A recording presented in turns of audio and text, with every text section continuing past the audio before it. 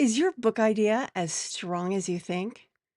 Imagine pouring months of your time, your effort, your intellectual resources into writing a book only to find that nobody wants it.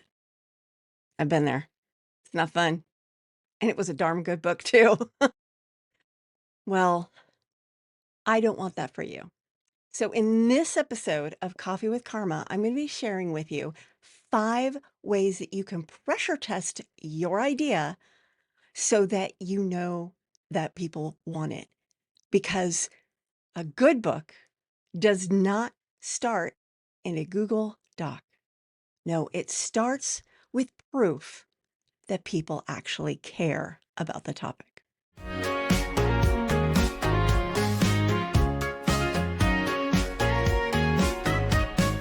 Pour a cup of clarity, sip a spark of insight.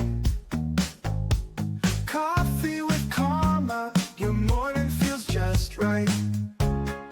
Hi, I'm Carma Spence, and I help big thinkers, visionary leaders, and seasoned experts write, publish, and market the right book so that they can grow their business. And I do it with ethical AI and gamification to make it fast and fun.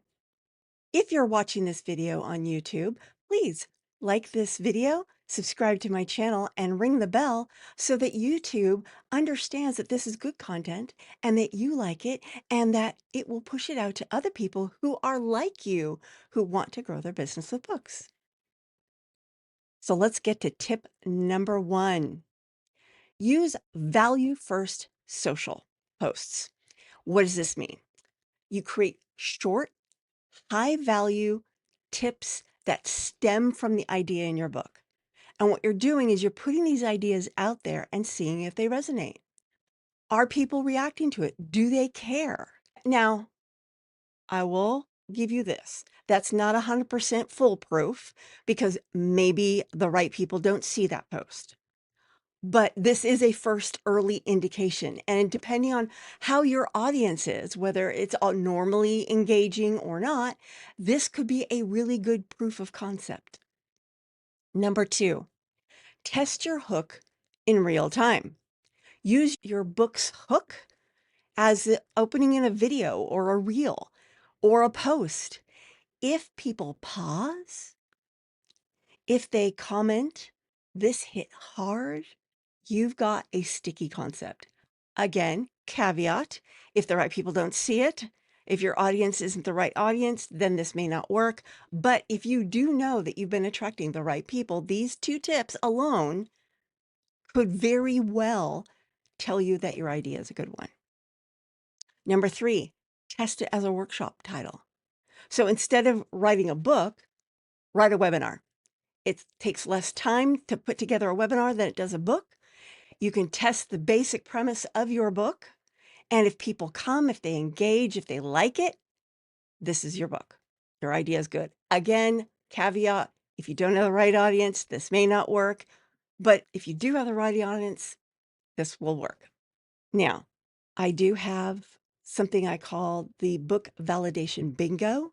If you'd like that, drop bingo in the comments below and I will send you a link to that. It is my little bit more proactive way of testing your idea.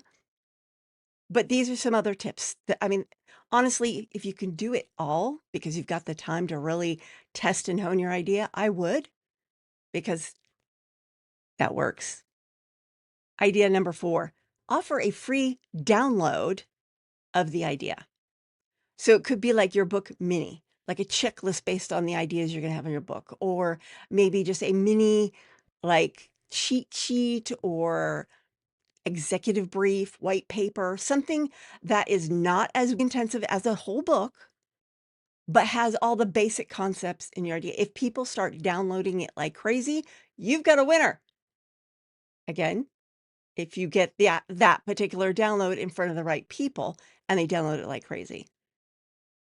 Here's the thing with testing your hypotheses. Sometimes you need to test the hypotheses multiple ways because There's too many variables going on. That's why in science, one person will have a hypothesis, test the hypothesis, and they'll say, okay, based on my experience with the experiment, I believe this hypothesis is true. Then other scientists come in and they test the hypothesis as well to see if they get the same results. If they do, then the hypothesis is more likely to be true. If they don't, it's back to the drawing board. Sometimes you have to do that with your book idea as well. And idea number 5, try the podcast pitch test. Now, this one's kind of clever. I came up with it over the weekend and I've done it. I just didn't know that's what I was doing.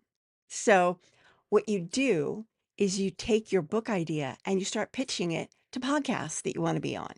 If the hosts say, yes, I want to talk about that, you might have a winner.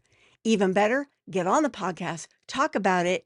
If that episode does well, you've got a winner because now you're not only depending on your own audience, you're testing it against somebody else's audience.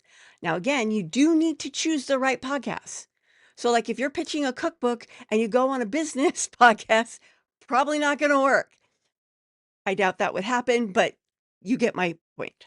So, there you go. 5 ways to pressure test your ideas before you start writing them. On Wednesday, I will be back with 5 brutally honest questions every entrepreneur should ask before they start writing a book. And I will be going live on my Facebook pages with that one. And of course, it gets uploaded to YouTube at 9 a.m. This is Carma Spence saying, ciao for now.